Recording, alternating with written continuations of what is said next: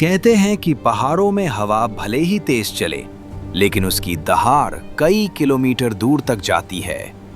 लेकिन 15 जून 2020 की रात लद्दाख की बर्फीली चोटियों में हवा नहीं थी, सिर्फ चीखें गूंज रही थीं। गलवान घाटी वो जगह है जहां रात का तापमान -15 डिग्री सेल्सियस तक चला जाता है, जहां ऑक्सीजन कम हो जाती है और जहां भारतीय सैनिक हर कदम पर डटे रहते हैं, क्योंकि यहाँ की हर इंच जमीन भारत के सम्मान और चीन के लालच के बीच खड़ी है। लाइन ऑफ एक्चुअल कंट्रोल पर 1 महीने से भारत और चीन सैनिकों के बीच चल रहा तनाव 15 जून 2020 की रात अपने चरम पर पहुंच गया।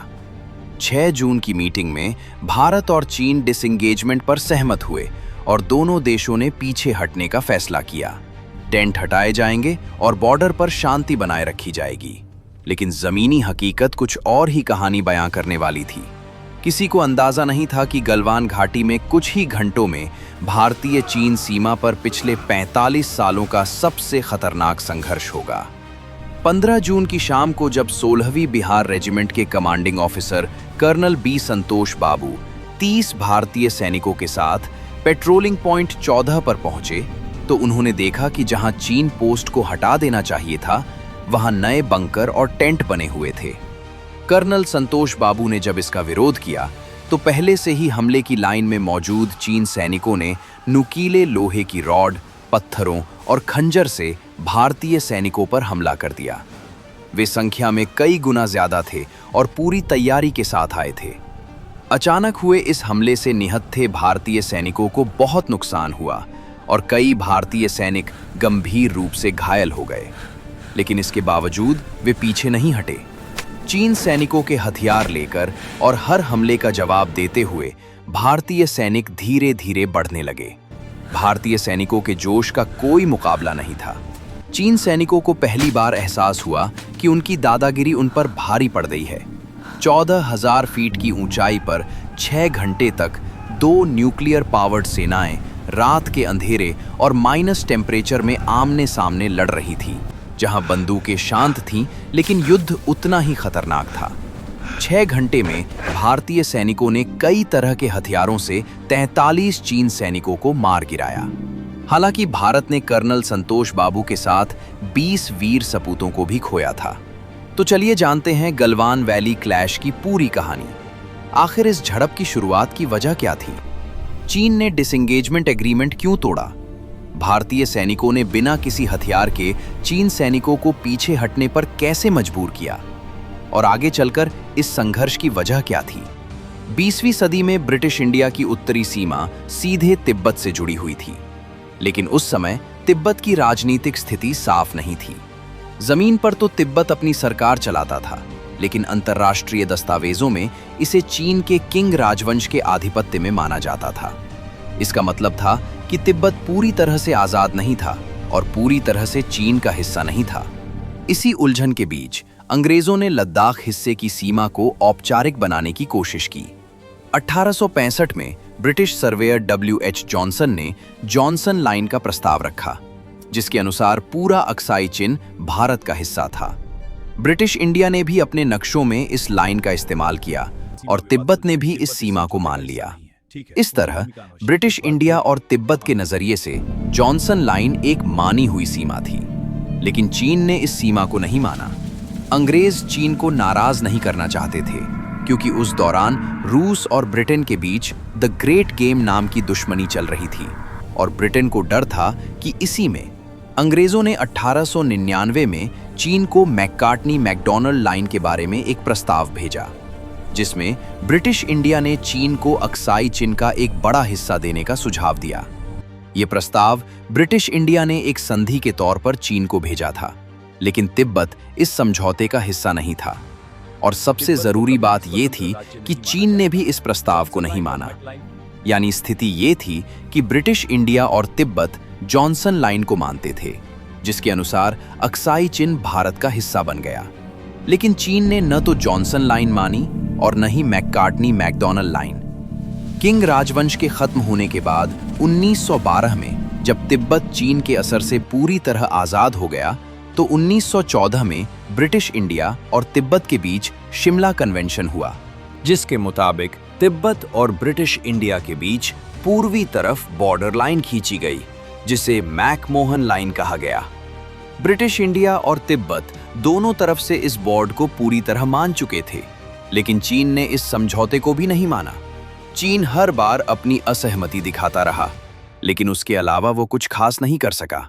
लेकिन कहानी तब खत्म हुई जब 1949 में माओ त्से तुंग की लीडरशिप में People's Republic of China (PRC) बना और उसने 1950 में तिब्बत पर हमला करके उसे चीन में शामिल कर लिया। तिब्बत खत्म होते ही भारत और चीन सीधे पड़ोसी बन गए और यहीं से बॉर्डर का मामला शुरू हुआ, पहली बार गंभीर होने के लिए। चीन ने कहा कि ब्रिटिश इंडिया और तिब्बत के बीच की सीमा अवैध थी, क्योंकि उनके अनुसार तिब्बत कभी भी एक स्वतंत्र राज्य नहीं था, और इसीलिए चीन ने जॉनसन लाइन से लेकर मैकमोहन लाइन तक को खारिज कर दिया। तिब्बत पर कब्जा करने के बाद चीन ने धीरे धीरे भारत के क्षेत्र पर दावा करना शुरू कर दिया। चीन ने अक्साई चिन को अपना हिस्सा बताना शुरू कर दिया, जबकि ये क्षेत्र ऐतिहासिक रूप से लद्दाख का अभिन्न अंग रहा है और हमेशा भारत के नक्शे में शामिल रहा है। लेकिन चीन के इरादे सुधरे नहीं और 1957 में उसने अक्साई चिन के बीच में G219 नामक एक रणनीतिक राजमार्ग बनाया, जो शिनजियांग को तिब्बत से जोड़ता है। ये काम चीन ने पूरी गोपनीयता के साथ किया।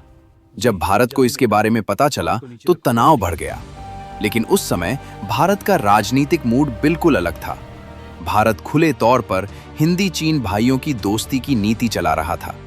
उसी समय चीन ने इस दोस्ती का फायदा उठाया और धीरे धीरे जमीन पर अपनी स्थिति मजबूत कर ली। हालांकि हकीकत सामने आ गई और 1961 में चीन ने कई भारतीय चौकियों के पास आक्रामक गश्त और भारतीय सैनिकों को पीछे धकेलना शुरू कर दिया। 1962 में ये तनाव धीरे धीरे एक पूर्ण युद्ध में बदल गया। भारत इस विवाद को कूटनीतिक रूप से सुलझाने की कोशिश कर रहा था, लेकिन चीन ने अचानक कई सेक्टरों में हमला कर दिया और 1962 का भारत-चीन युद्ध शुरू हो गया। चीन ने ये युद्ध जीत लिया और अक्साई चिन के लगभग 38,000 वर्ग किलोमीटर क्षेत्र पर कब्जा कर लिया।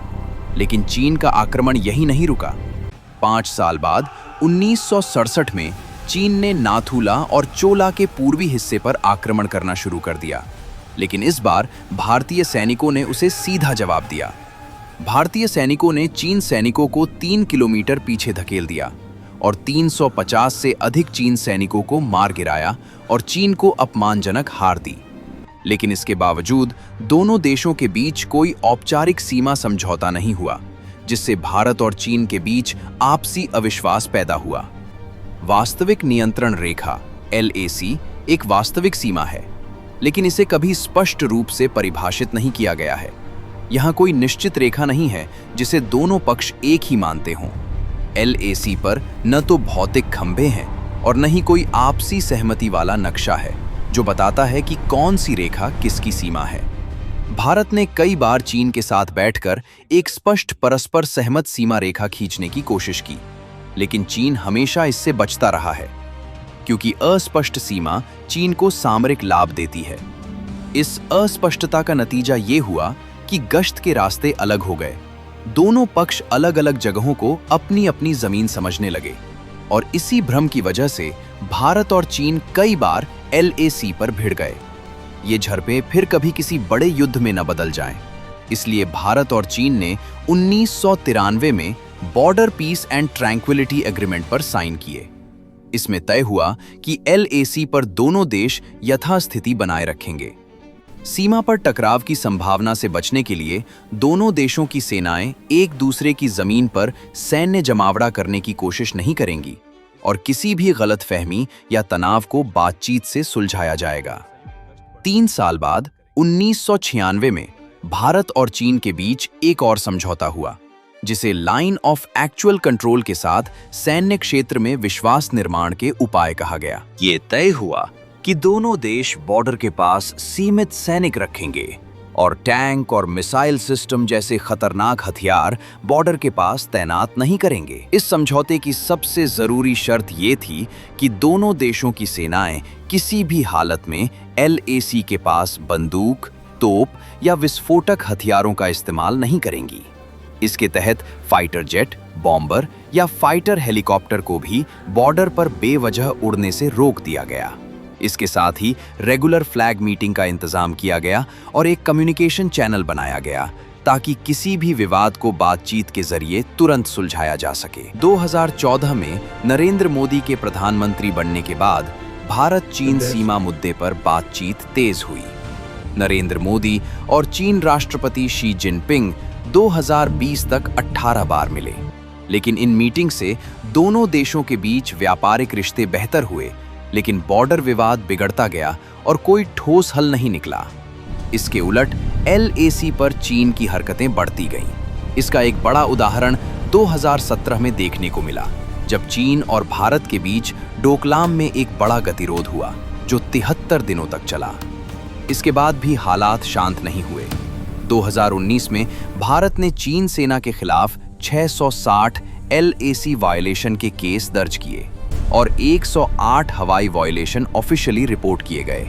इन नंबरों से साफ पता चलता है कि चीन जानबूझकर प्रेशर टैक्टिक्स का इस्तेमाल कर रहा था और बॉर्डर पर हालात बिगड़ रहे थे।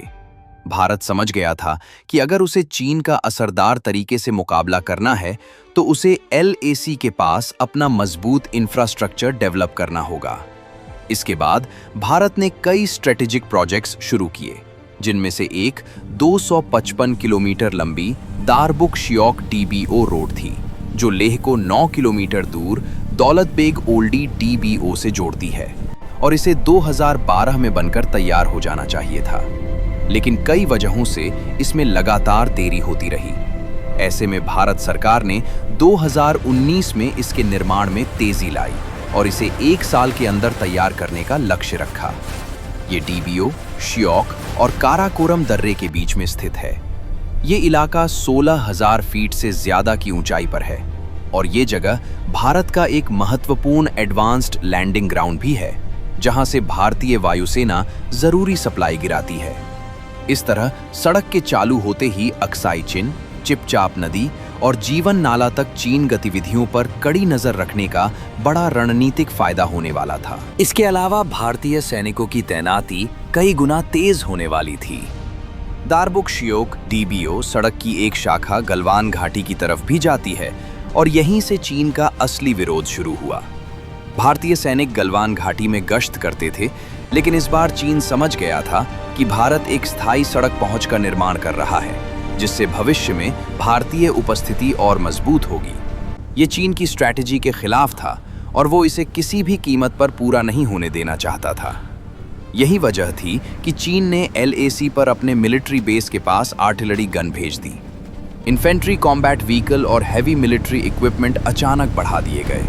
एक तरफ भारत इस सड़क को अपनी सीमा के अंदर इंफ्रास्ट्रक्चर डेवलपमेंट बताकर अपना सॉवरन अधिकार बता रहा था, दूसरी तरफ चीन इसे अपनी क्षेत्रीय अखंडता के लिए खतरा बता रहा था। लंबी बातचीत के बाद भी हालात नॉर्मल नहीं हो सके और चीन अपनी पिछली स्थिति में लौटने को तैयार नहीं था। ऐसे में भारत ने पूर्वी लद्दाख में अपनी यथास्थिति बहाल करने के लिए ऑपरेशन स्नो लेपर्ड शुरू किया, ताकि स्ट्रेटेजिक ऊंचाइयों को कंट्रोल में रखा जा सके और इस पूरे सेक्टर में भारत की मिलिट्री स्थिति मजबूत बनी रहे। इसके बाद भारतीय सेना ने हाई एल्टीट्यूड माउंटेन वॉरफेयर के लिए स्पेशलिस्ट को ट्रेनिंग देना शुरू किया। 3 महीने की तैयारी के बाद 16 बिहार रेजिमेंट और 3 पंजाब रेजिमेंट और कई आर्टिलरी यूनिट को पूर्वी लद्दाख के अहम पेट्रोलिंग पॉइंट पर नजर रखने का काम सौंपा गया। इन रेजिमेंट के सैनिकों को अलग अलग टीमों में बांटा गया था और हर टीम को ऊंचाई वाले पॉइंट्स को सुरक्षित करने, एक टिकाऊ सप्लाई लाइन बनाए रखने और ऑब्जर्वेशन पोस्ट बनाने जैसे खास काम सौंपे गए थे। इस तरह भारत और चीन ने 2020 की शुरुआत में LAC पर, खासकर पूर्वी लद्दाख में अपनी पेट्रोलिंग बढ़ा दी।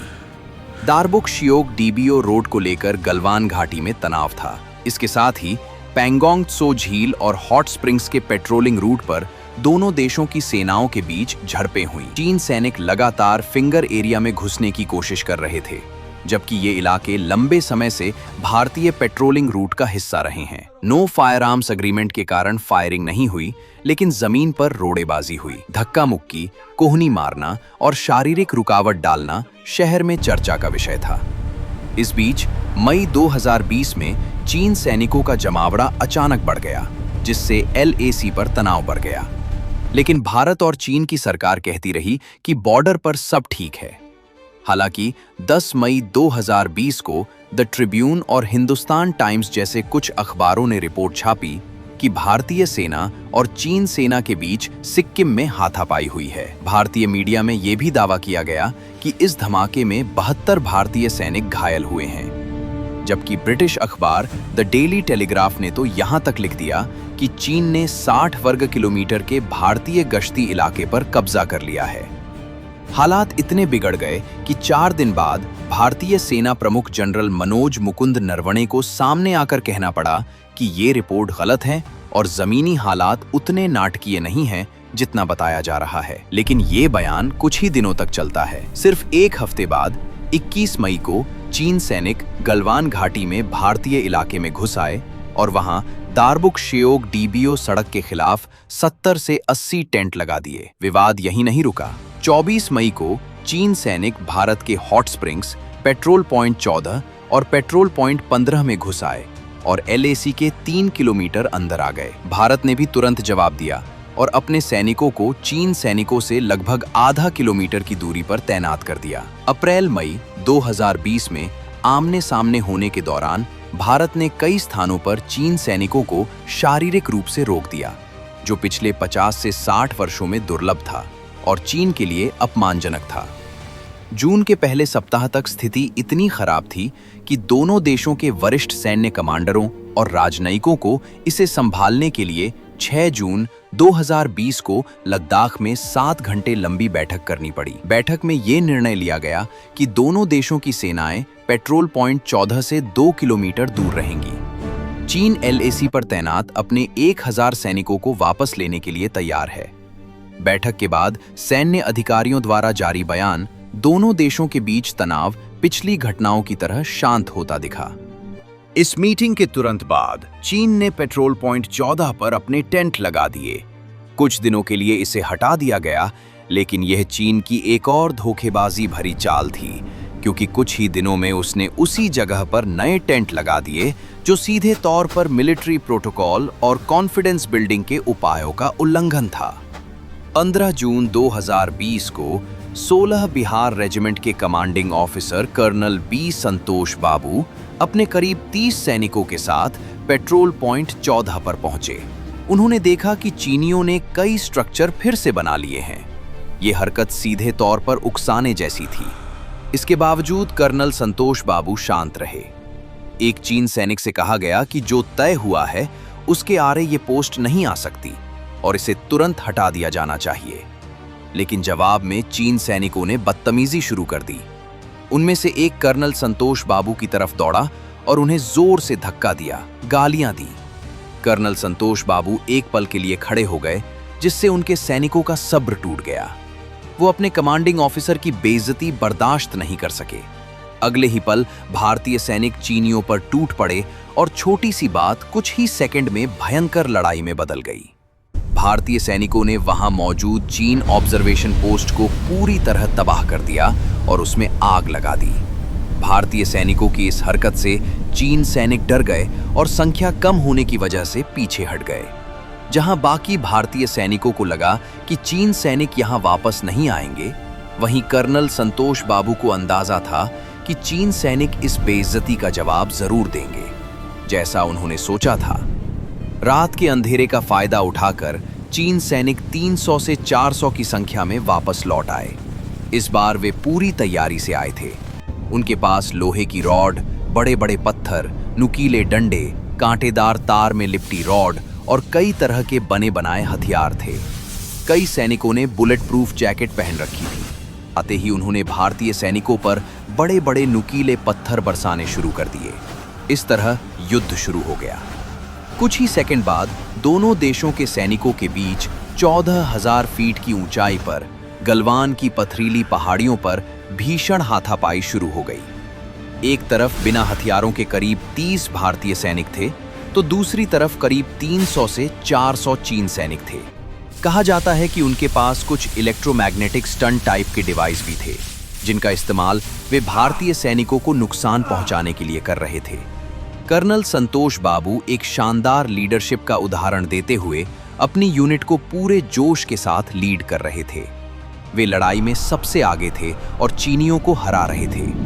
लेकिन रात के करीब 9 बजे चीन सैनिकों ने कर्नल संतोष बाबू पर एक बड़ा पत्थर फेंका, जो उनके सिर पर जोर से लगा।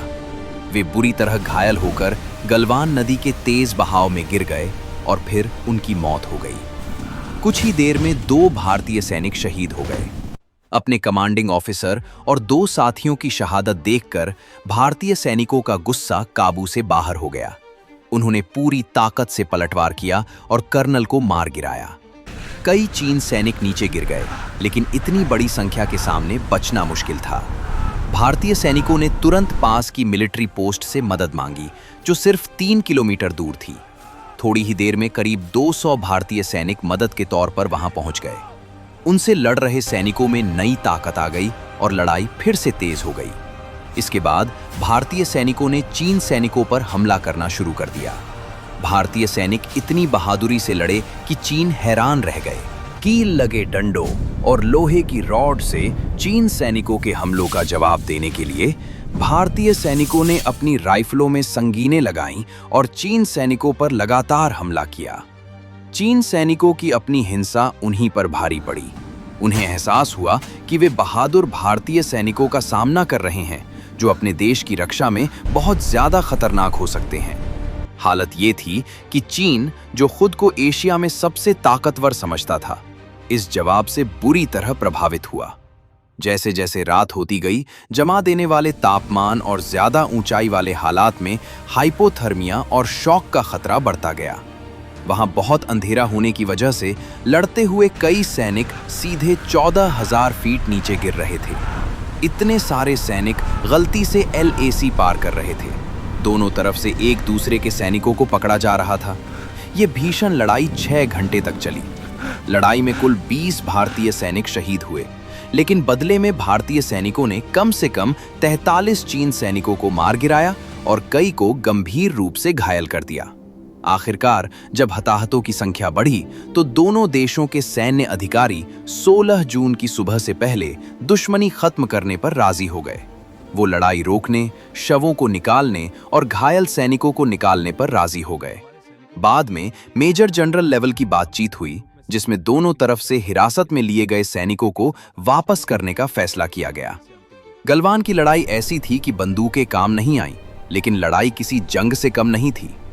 शुरुआत में दोनों तरफ के कई सैनिकों को पार्थिव शरीर नहीं मिल पाया, क्योंकि या तो वो लड़ते हुए अंधेरे में पहाड़ से नीचे गिर गए या फिर उनके शरीर गलवान नदी में बहकर कई किलोमीटर दूर चले गए।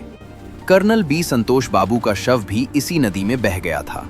बाद में उनका शव रेस्क्यू टीम ने निकाला और 18 जून को पूरी सेना के साथ उन्हें अंतिम विदाई दी गई। कोविड-19 महामारी के बावजूद उनके अंतिम संस्कार में हजारों लोग शामिल हुए और उन्हें विदाई देते समय सभी की आंखें दुख से नम थीं और सीना गर्व से चौड़ा था। कर्नल संतोष बाबू का जन्म 13 फरवरी 1983 को तेलंगाना के सूर्यपेट जिले में हुआ था। श्री सरस्वती शिशु मंदिर स्कूल से पढ़ाई शुरू करने के बाद उन्होंने कोरुकोंडा के सैनिक स्कूल से अपनी पढ़ाई जारी रखी। सैनिक स्कूल से निकलने के बाद उन्हें इंडियन आर्मी में जाने का जुनून था, इसलिए उन्होंने नेशनल डिफेंस एकेडमी NDA का एग्जाम पास किया और दिसंबर 2000 में NDA में शामिल हो गए। फिर उन्होंने इंडियन मिलिट्री एकेडमी में ट्रेनिंग ली और फिर 10 दिसंबर 2004 को उन्हें 16वीं बिहार रेजिमेंट में लेफ्टिनेंट के तौर पर कमीशन मिला। 16वीं बिहार रेजिमेंट अपनी बहादुरी और अनुशासन के लिए जानी जाती है और संतोष बाबू ने भी इसी परंपरा को आगे बढ़ाया। उनकी पहली पोस्टिंग जम्मू में हुई, जहां उन्होंने खतरनाक platoon commander, anti tank platoon commander और राइफल कंपनी कमांडर जैसे कई अहम रोल में शानदार परफॉर्मेंस दी। काउंटर इंसर्जेंसी और काउंटर इन्फिल्ट्रेशन ऑपरेशन के शानदार अनुभव ने उन्हें शांत, तेज दिमाग वाला और युद्ध के मैदान में आजमाया हुआ ऑफिसर बना दिया। वो हर हालात में अपने सैनिकों के साथ खड़े रहने और खुद खतरे से सबसे पहले निकलने के लिए जाने जाते थे। वो गलवान वैली में सबसे आगे थे और देश के लिए लड़ते हुए शहीद हो गए। इसके बाद एक तरफ भारत ने आधिकारिक तौर पर मान लिया कि गलवान घाटी में हुई झड़प में उसके 20 सैनिक शहीद हुए थे। दूसरी तरफ चीन सरकार ने शुरुआत में अपने सैनिकों के हताहत होने की बात पूरी तरह छिपाने की कोशिश की। उसने दावा किया कि इस झड़प में उसका कोई सैनिक नहीं मारा गया, लेकिन कुछ दिनों बाद विदेशी मीडिया रिपोर्ट्स ने चीन के इस झूठ को पूरी तरह से सामने ला दिया। ऑस्ट्रेलियाई अखबार द क्लैक्सन की इन्वेस्टिगेटिव रिपोर्ट में कहा गया कि चीन के 38 सैनिक मारे गए थे, जबकि रूस की सरकारी न्यूज एजेंसी टैस ने अपनी रिपोर्ट में 43 चीन सैनिकों के मारे जाने का दावा किया था। रूस की इस रिपोर्ट के बाद चीन ने पहली बार गलवान की लड़ाई में अपनी हार मानी, लेकिन फिर भी असली संख्या छिपाने की कोशिश करते हुए उसने सिर्फ इतना कहा कि उसके सिर्फ 4 सैनिक मारे गए थे। इससे साफ था कि चीन ने बाद में भी अपनी बात से पलटकर गलत आंकड़ा दिया और अपनी हार छिपाने की कोशिश की। चीन ने एक और झूठ फैलाया कि झड़प एलएसी के चीन हिस्से में हुई थी। चीन दुनिया के सामने ये नैरेटिव बनाना चाहता था कि भारत उसके हिस्से में आकर लड़ने लगा, लेकिन भारत ने चीन के इस झूठे दावे को पूरी तरह से खारिज कर दिया और कहा कि ये झड़प एलएसी के भारतीय हिस्से में हुई। इस झड़प के 2 दिन बाद Indian air force chief RKS Bhadauria खुद लेह पहुंचे और हालात का ग्राउंड असेसमेंट किया, और अगले दिन उन्होंने श्रीनगर एयरबेस पर तैयारियों का भी रिव्यू किया। RKS भदौरिया ने साफ कहा कि इंडियन एयरफोर्स किसी भी हालात से निपटने के लिए पूरी तरह तैयार है। इसके बाद इंडियन एयरफोर्स ने वायुसेना ने तुरंत सुखोई 30 MKI, मिराज 2000 और जगुआर को फॉरवर्ड बेसिस पर तैनात कर दिया। अपाचे और चिनूक हेलीकॉप्टरों को चीन सीमा के अहम सेक्टरों में तैनात कर दिया गया। इस बीच प्रधानमंत्री नरेंद्र मोदी का भी बयान सामने आया। उन्होंने साफ कहा कि हम अपने सैनिकों का बलिदान बेकार नहीं जाने देंगे। उन्होंने अपनी आखिरी सांस तक लड़ाई लड़ी है। भारत के इस कड़े रुख को देखते हुए चीन को कूटनीति की ओर आना पड़ा। चीन के विदेश मंत्री वांग यी को भारतीय विदेश मंत्री एस जयशंकर को फोन करना पड़ा, लेकिन इसके बाद भी भारत का रुख नरम नहीं पड़ा। इस बातचीत के बाद भी एस जयशंकर ने साफ कहा कि गलवान में जो कुछ भी हुआ उसकी जिम्मेदारी चीन की थी। ये इस बात का साफ संकेत था कि किसी भी बड़े संघर्ष में हालात बदल सकते हैं। भारत ने न सिर्फ मिलिट्री लेवल पर हमलावर कदम उठाया, बल्कि इकोनॉमिक फ्रंट पर भी चीन को कड़ी टक्कर दी। भारत ने 220 चीन ऐप्स पर बैन लगा दिया। भारत सरकार ने कहा कि ये ऐप्स भारत के बाहर सर्वर पर डेटा स्टोर करते हैं, जो नेशनल सिक्योरिटी के लिए बड़ा खतरा है। बैन किए गए ऐप्स की लिस्ट में चीन टेक दिग्गज अलीबाबा ग्रुप के ऐप्स के साथ साथ टेंसेंट, बाइडू, सीना, टिकटॉक, वीचैट, पबजी और बाइट डांस ऐप्स शामिल थे। इसके अलावा भारत ने चीन नागरिकों के लिए टूरिस्ट वीजा, बिजनेस वीजा और स्टूडेंट वीजा सस्पेंड कर दिए हैं। 3 जुलाई को प्रधानमंत्री नरेंद्र मोदी खुद लद्दाख पहुंचे, सैनिकों से मिले, उनका हौसला बढ़ाया और ये मैसेज दिया कि भारत पीछे हटने वाला नहीं है। इस तरह गलवान झड़प के 2 महीने बाद चीन और भारत के बीच भारी तनाव था और डिसएंगेजमेंट की प्रक्रिया बेहद धीमी थी। ऐसे समय में रूस ने मामले में दखल दिया और दोनों देशों के बीच मीडिएशन की भूमिका निभाई। रूस की पूर्व संध्या पर 5 सितंबर 2020 को भारत और चीन के रक्षा मंत्री और विदेश मंत्री रूस की राजधानी मॉस्को में मिले, लेकिन जल्द ही शांति वार्ता आरोप प्रत्यारोप में बदल गई। इस बैठक के 2 दिन बाद ही LAC पर दोनों सेनाओं के बीच गोलीबारी हुई और ये पिछले 45 सालों में पहली बार था जब भारत चीन सीमा पर गोलियां चली। हालांकि कूटनीतिक बातचीत का जल्द ही हमें इसका सकारात्मक जवाब देखने को मिला। 22 सितंबर 2020 को दोनों देशों ने गलवान घाटी संघर्ष के बाद पहला संयुक्त बयान जारी किया कि वे सीमा पर अतिरिक्त सैनिक नहीं भेजेंगे, लेकिन जमीनी हकीकत ये थी कि दोनों सेनाएं अभी तक गलवान और आसपास के इलाकों से पीछे नहीं हटी थीं। 26 जनवरी 2021 को भारत सरकार ने गलवान घाटी में शहीद हुए सभी सैनिकों को सम्मानित किया। इस संघर्ष में बहुत ही चुनौतीपूर्ण स्थिति में भी कर्नल संतोष बाबू को उनकी मृत्यु के बाद भारत के दूसरे सबसे बड़े अधिकारी का खिताब दिया गया, जो आखिरी सांस तक अपने सैनिकों के साथ रहे। युद्ध के समय वीरता पुरस्कार महावीर चक्र से सम्मानित किया गया, जबकि नायब सूबेदार नुदुराम सोरेन, हवलदार के पलानी, हवलदार तेजिंदर सिंह, नायक दीपक सिंह और गुरतेज सिंह को वीर चक्र से सम्मानित किया गया। इसके अलावा सूबेदार संजीव कुमार को कीर्ति चक्र, मेजर अनुज सूद, राइफलमैन प्रणब ज्योतिदास और पैराट्रूपर सोनम को शौर्य चक्र से सम्मानित किया गया। ये सम्मान आमतौर पर युद्ध के दौरान दिए जाते हैं और इससे पहले 1999 के कारगिल युद्ध के दौरान ऐसे सम्मान दिए गए थे। इसका मतलब था कि भारत सरकार ने गलवान संघर्ष को न केवल सीमा पर झड़प के रूप में बल्कि एक उच्च स्तरीय सैन्य कार्रवाई के रूप में भी स्वीकार किया था। इधर दोनों देशों के बीच चल रही बातचीत ने रंग दिखाया और गलवान घाटी संघर्ष के लगभग 10 महीने बाद 10 फरवरी 2021 को दोनों देशों ने एक शांति समझौते पर हस्ताक्षर किए। पैंगोंग त्सो क्षेत्र, जिसने अंततः कई महीनों से चल रही तंबू स्थिति को समाप्त कर दिया। इस झड़प ने भारत को यह स्पष्ट कर दिया कि चीन कभी भी एक विश्वसनीय पड़ोसी नहीं हो सकता है। ये बात 2022 में फिर साबित हुई।